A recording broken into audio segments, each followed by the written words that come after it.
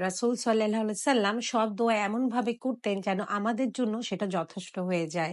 এভাবে করে যদি আমি দিনের শুরুতেই আল্লাহর উপর ভরসা ঘোষণা করি, আল্লাহর নামে শুরু করি এবং বলি আল্লাহ ছাড়া আমাকে কেউই রক্ষা করার নেই, আমার উপর কোনো রকমেরই সমস্যা আসবে না। এবং আমাদের এখানে নিশ্চিত করা আছে যে আমরা যদি এই নির্দিষ্ট আমলটি করি তাহলে শয়তান আমাদের কাছ থেকে দূরে পালিয়ে যায়। The devil ফ্লিজ us.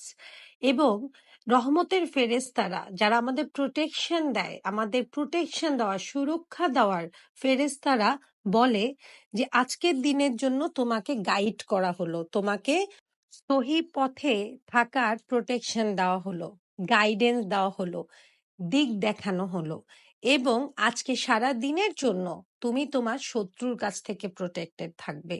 You will be protected from your enemy for the whole day. এবং সর্বশেষে যে কোনো